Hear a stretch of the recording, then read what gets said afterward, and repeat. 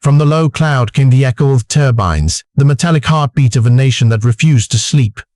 On a cracked runway, a 40-year-old MiG-29 waited. Its camouflage faded, its cockpit filled with analog dials that belonged to another century. Yet beneath its tired wings hung 4 American GBU-39 bombs, small, deliberate, and lethal. Someone had written a few lines of code on a battered iPad, linking those weapons to a homemade navigation script. It was a marriage of rust and brilliance, an impossible union of Soviet metal and modern precision. In that moment, the old fighter ceased to be a relic. It became an act of defiance. The target lay 350 kilometers beyond the front. The pilot breathed once, whispered a prayer, and pushed the throttle forward. The hunt began. Because, in the furnace of war, the strongest weapon is never steel. It is will. Subscribe and follow, not for spectacle, but to witness how men, machines, and ideas redefine the meaning of power. The runway lights flickered like dying stars along the mist-covered field. Ground crews moved quickly, silent except for the clatter of tools and the hiss of fuel lines. Somewhere in the distance, artillery thunder rolled like a reminder that time itself was running out.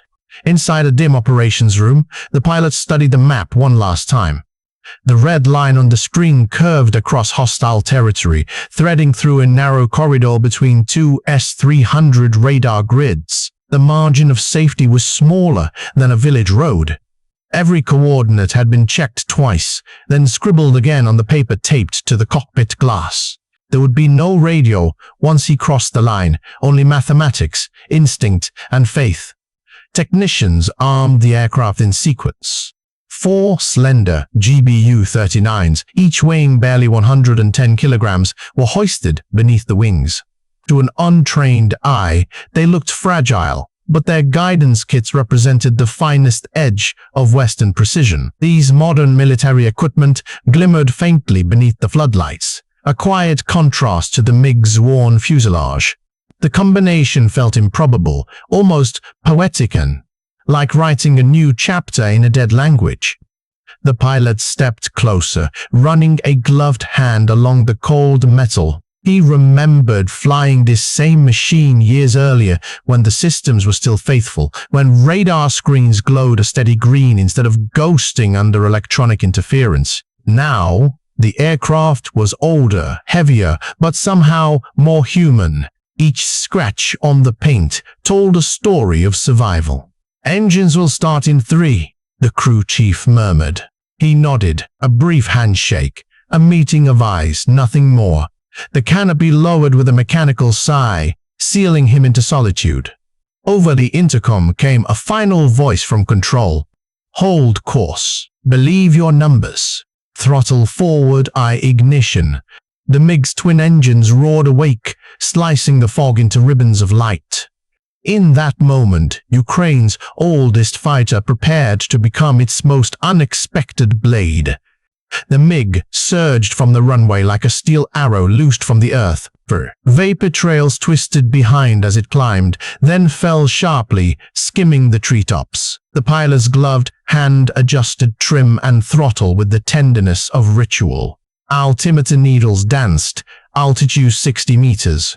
Airspeed barely high enough to keep her alive. Every heartbeat was a calculation. Below, the Ukrainian countryside blurred into a patchwork of fields, rivers, and villages still cloaked in morning haze. Children would be waking soon, unaware that a single aircraft above them carried the weight of an entire nation's defiance. Power lines flashed beneath the wings, close enough to scrape paint.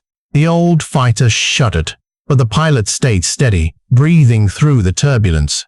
On his lap, the iPad screen glowed faintly. Homemade software, translating satellite coordinates into cold precision. The connection flickered under the strain of Russian electronic warfare, yet the numbers held.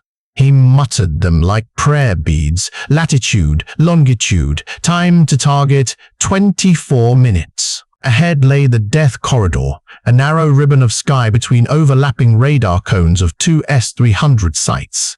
It was invisible to the eye, defined only by mathematics and courage.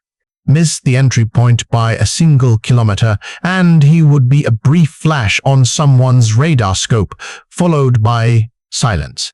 At the 20th minute, a voice crackled in his headsets. A single word from ground control: proceed. He tilted the stick, descending lower still. Tree branches wicked in the turbulence wake, dust spiraled across empty roads. The cockpit vibrated with restrained violence, yet inside there was only calm. He could hear his own breath, slow and deliberate, keeping pace with the engine's rhythm. Crossing the border into the corridor, the MiG entered the realm of ghosts. Radar silence. No pings, no warnings, only static. The pilot's eyes flicked between gauges and horizon, following an invisible thread through enemy sky. Every second stretched into a lifetime. He was now beyond rescue alone, unseen, untouchable. And ahead waited the test that would decide whether an old machine, armed with courage and code, could rewrite the laws of modern war. At 15:22 hours, the MiG broke from its low path and climbed sharply through the haze. The altimeter needle raced upward, 1,000, 2,000, 4,500 meters. The sudden ascent shattered the silence. Warning alarms screamed, shrill and relentless. Somewhere far beyond the horizon, Russian radar had found him. The pilot's pulse steadied even as red lights danced across the console. Two surface-to-air missiles were already airborne, streaking in from the northeast at 3 times the speed of sound. The radar screen pulsed with the approaching threat. 2 white fangs closing fast. He eased a stick left, then pulled hard into a dive, pushing the airframe to its limits. The MiG groaned like an old beast, metal trembling under brutal stress. Below him, valleys rose like jagged traps. He slipped between them, using the terrain itself as armor. The missiles screamed overhead, their tracking systems momentarily blind, then vanished. Steger self-destructed in frustration. In the sudden silence that followed, he leveled the wings. The target marker blinked green. The iPad display still alive slashed confirmation. Target lock acquired. He exhaled once. Release sequence. Go. 4 small hatches clicked open. One by one, the GBU-39s dropped away, fins unfolding like steel petals catching the wind. For a heartbeat they seemed to fall lazily, then guidance engaged. The bombs streaked forward, their paths curving with precision unseen since this aircraft's birth. At 15:32, the first bomb struck the assembly hall, white flash, followed by a bloom of smoke and pulverized concrete. 30 seconds later, the second tore through the electronics facility, erasing the nerve center of the Shahed circuit boards. The third descended upon a storage hangar. 15 to 20 completed drones erupted into fire, each detonation echoing across the plane like a heartbeat of retribution. The final bomb traced a perfect arc and plunged into the administrative block, completing the work with surgical finality. Through the canopy, the pilot saw the fire rising. A column of smoke reached for the sun. He whispered something that no one would ever hear. Behind him, Russian radio traffic ignited, scrambled voices, urgent commands, intercept orders. The hunt was coming. He turned the MiG westward, throttle full, fuel light, blinking amber. The mission was complete, but survival was not yet certain. In his rear mirror, the blaze of the Shahed factory burned like a dawn that belonged to Ukraine alone. The MiG-29 rolled level, its wings shimmering in the last flare of the explosions below. The pilot glanced once over his shoulder, seeing columns of smoke rising like monuments to defiance. But his instruments told a colder truth: fuel low, speed dropping, and Russian interceptors closing fast. 15:35. Radar warning lights blinked, again new signatures. 2 pairs of Su-35s had lifted from a base north of the target, climbing to intercept. Their engines were stronger, their missiles faster. On paper, it was no contest. He adjusted altitude, diving back to the deck where the ground could still hide him. Trees blurred beneath the canopy. The old airframe shook, but the pilot held firm, coaxing every knot of speed from engines that had already seen a lifetime of wars. Control called faintly through interference. You have 6 minutes to save airspace. Enemy distance 8 minutes. 6 minutes. An eternity. He shut off the radio. The interference screamed louder than words. Instead, he relied on instinct, the rhythm of the terrain, the pulse of the engines, the compass light glowing pale blue. The chase unfolded unseen, a duel of mathematics and nerve. Behind, the Su-35s hunted, sweeping radar cones across valleys and rivers, but the MiG was a shadow among shadows. Each burst of afterburner risked detection. Each second of silence risked stalling. It was a knife's edge, balanced by faith and skill. At the 5th minute, a faint line of light broke the western horizons, the border of safety. The pilot exhaled for the first time in an hour. He climbed gently, engines whining. No missiles, no alarms, just the hum of survival. When the MiG crossed into friendly sky, ground control confirmed the impossible. All 4 GBU-39s had hit within 7 meters of target. He did not cheer. He simply removed his gloves and placed them on the console, a gesture more ancient than victory. Below, the smoke from the destroyed Shahed factory rose higher, folding into the clouds like a signature on the sky. That night, in every briefing room, one phrase passed quietly from man to man: an old MiG and a miracle of will. At dawn the next day, the war answered back. In the quiet farmland of Dnipro province, a Patriot battery stood half-buried under camouflage nets, its radars scanning the sky like patient sentinels. Dew glistened on the canvas, birds moved among the hedgerows, and for a brief moment the air smelled of ordinary peace. Then, at 12:15, that peace disintegrated. A single Iskander-M ballistic missile pierced the clouds from the east, its trajectory near vertical, its speed measured not in seconds but in shock waves. 30 seconds later, the cluster warheads separated, hundreds of submunitions spilling downward, each no larger than a football, each carrying death. The explosion blanketed the field in a storm of fire and steel. The ANMBQ-65 Raideress, the eyes of the Patriot town vanished in a bloom of smoke and earth. The command truck's windows imploded. Technicians were thrown to the ground. Some staggered up, half-blind, searching for comrades who did not rise. Vehicles burned, their tires liquefying into black pools. Within minutes, communication lines snapped, and the once orderly site dissolved into chaos. A sergeant tried to drag the wounded towards a shallow ditch, shouting through the thunder of secondary detonations. From a distance, it looked less like a battlefield and more like a sudden act of nature, a lightning strike too precise to be chance. Reports confirmed the radar destroyed, several vehicles lost, and casualties among the crew. Thus, a single missile had undone months of careful concealment. In Kiev, analysts replayed the satellite images in silence. The loss was not merely tactical, it was psychological. The Patriot system had symbolized resilience. Now it was a scar in the soil. War had spoken in its most ancient language, blow for blow, light for light. Far away, the pilot of the MiG heard the news hours later. He said nothing.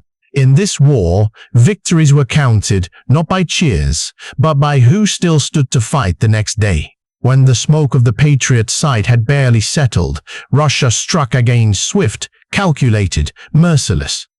The target this time was the Onorivsky training ground in northern Ukraine, a place once filled with the rhythm of drills and laughter.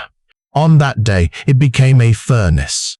At 13,002, two Iskander-M missiles arced high above the clouds, invisible to radar until the last moment. Their trajectories converged upon the heart of the bastion, a cluster of barracks, UAV depots, and reinforced bunkers. The first warhead struck the main assembly hall. The second followed half a breath later, slamming into the underground storage facility. The ground convulsed. Windows shattered 40 kilometers away. Before rescuers could even reach the scene, the second wave arrived. Giron-2 kamikaze drones, dozens of them shrieking like hornets, engines glowing red against the low clouds. They dived on anything that moved, a truck, a tent, a shadow. Precision was irrelevant. Terror was the message. Within minutes, the entire training ground was ablaze. The dining hall collapsed in a roar of flame. Fuel trucks burst like lanterns. In the chaos, a single radio call broke through the static. Command post compromised. Heavy casualties, requesting immediate evacuation. Silence followed. By nightfall, the Honorivsky complex was gone, consumed by the twin storms of missiles and drones.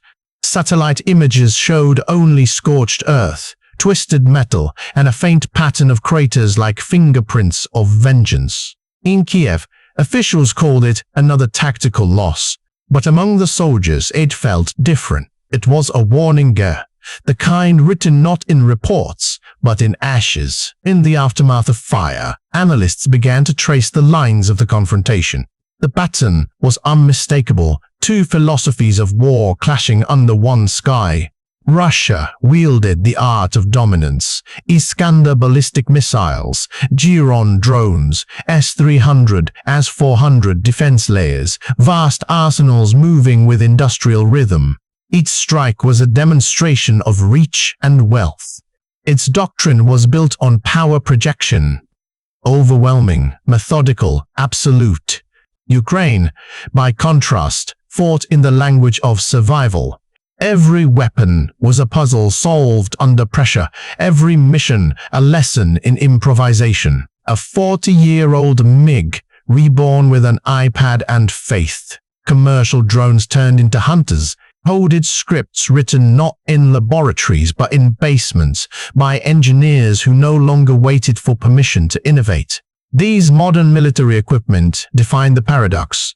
One side measured strength by tonnage and yield, the other by ingenuity and precision.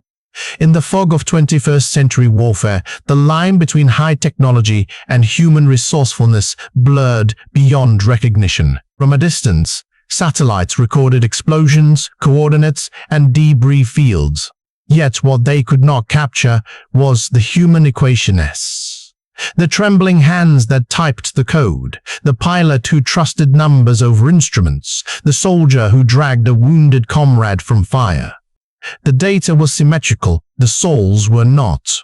Both nations had proven something essential. No, Russia's firepower still commanded fear. Ukraine's creativity still commanded respect. Between them lay a balance as fragile as the glass of a radar screener, one crack away from chaos. And through that balance ran a deeper truth. Modern war is no longer a contest of machines, but of minds. Strategy now breathes through improvisation, courage, and endurance. In this theater, victory belongs not to those who possess the most steel, but to those who understand its limits and dare to go beyond.